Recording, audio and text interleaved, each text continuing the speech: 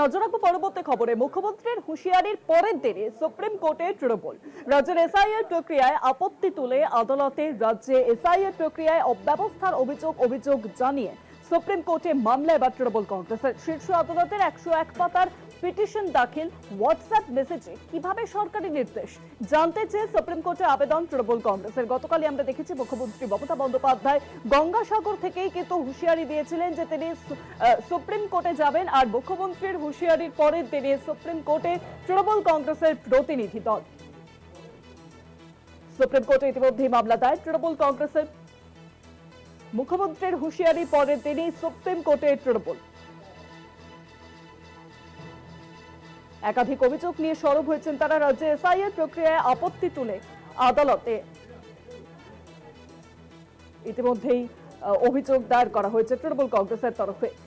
ঠিক কি অভিযোগ দায়ের করা হয়েছে আরো জানাবেন, ফোন লাইনের সঙ্গে রয়েছেন প্রতিনিধি সত্য সুন্দর ভট্টাচার্য। সত্যদা, দেখো, এসআইআর এর হেনস্থার যে ধরনের হেনস্থা হচ্ছে সেইটাকে সামনে রেখেই সুপ্রিম কোর্টে মামলা দায়ের করেছে তৃণমূল কংগ্রেস এবং সেখানে 101 পাতার যে পিটিশন দাখিল করা হয়েছে সুপ্রিম কোর্টে দেশের শীর্ষ আদালতে, সেখানে জানানো হয়েছে যে রাজ্যে এসআইআর এর যে প্রক্রিয়া, সেই প্রক্রিয়া শুরুর পর থেকেই নানাভাবে যারা বৈধ ভোটার রয়েছেন তারা হেনস্থার শিকার হচ্ছেন।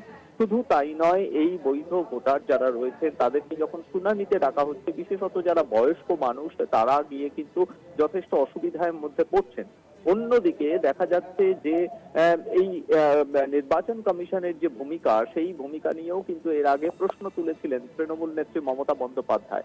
এবার সরাসরি আদালতের দ্বারস্থ হয়েছে তৃণমূল কংগ্রেস এবং যে মামলা দায়ের করা হয়েছে তাতে দ্রুত শুনানির আবেদন জানানো হয়েছে। তার কারণ ইতিমধ্যেই দেখা গিয়েছে যে এসআইআর শুরুর পর থেকে রাজ্যে মানুষের মধ্যে একটা আতঙ্কের পরিবেশ তৈরি হয়েছে। শুধু তাই নয়, মানুষ বেশ কিছু নাগরিক বা বৈধ ভোটার তারা কিন্তু এই আতঙ্কের কারণে আত্মঘাতী হয়েছেন। ফলে গোটা পরিস্থিতিটা একটা আতঙ্কের পরিবেশ তৈরি হয়েছে, যেটা কখনোই কাম্য নয়। নির্বাচন কমিশনের কাছে এর আগে একাধিকবার চিঠি দিয়েছিলেন তৃণমূল নেত্রী মমতা বন্দ্যোপাধ্যায় তথা তৃণমূল কংগ্রেসের প্রতিনিধি দল। তারা দিল্লিতে জাতীয় নির্বাচন কমিশনের আধিকারিকদের সঙ্গে দেখা করেছেন এবং সেখানেও তাদের দাবি জানিয়েছেন, কিন্তু তারপরেও কিন্তু কোনো রকম সদুত্তর পাওয়া যায়নি বা নির্বাচন কমিশনের তরফে কোনো পদক্ষেপ নেওয়া হয়নি। এমনকি বিএলওরা যারা কাজ করছিলেন, সেই বিএলওরাও কিন্তু অনেকে আত্মঘাতী হয়েছে। ফলে সব মিলিয়ে আদালতের সুপ্রিম কোর্টে মামলা দায়ের করেছে তৃণমূল কংগ্রেস এবং দ্রুত শুনানির আর্জি জানানো হয়েছে। অনেক ধন্যবাদ সত্যদা। ফোন লাইনের সঙ্গে ছিলেন প্রতিনিধি সত্য সুন্দর ভট্টাচার্য।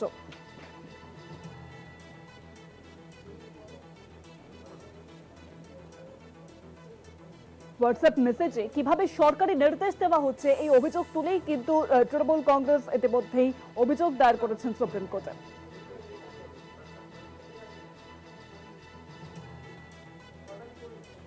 বিজেপির রাজ্য সভাপতি শ্রমিক ভট্টাচার্য আজকে তৃণমূল কংগ্রেসের প্রতিনিধি দল যে সুপ্রিম কোর্টে যান সেই নিয়ে কি বলেছেন শুনুন। এটা তো পশ্চিমবঙ্গ রাজ্য সরকারের নির্বাচন কমিশন নয়, যেখানে কুমোরটুলির একজন অসুররূপী মানুষ বসে থেকে মহিলাদের অধিকারকে লুট করবেন। তো দোলা সেনের অধিকার আছে মামলা করার। ভারতীয় গণতন্ত্র তাকে সেই অধিকার দিয়েছে, সংবিধান তাকে সেই অধিকার দিয়েছে, তিনি মামলা করেছেন। এ নিয়ে যা উত্তর দেবার নির্বাচন কমিশন দেবে, যা বলা সুপ্রিম কোর্ট বলবে। এটা তো বিজেপির নির্বাচন কমিশন নয়। তৃণমূল কমিশন রাজ্যে নির্বাচন কমিশনকে যেভাবে পরিচালিত করে, ওরা ওদের মনের আয়নায় অন্য লোকের প্রতিচ্ছবি দেয়।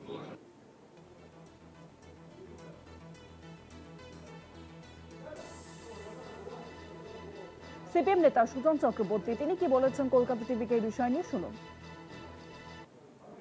নির্বাচন কমিশন তৈরি সেই যে প্রক্রিয়াটা, সেটাই যথাযথ নয়।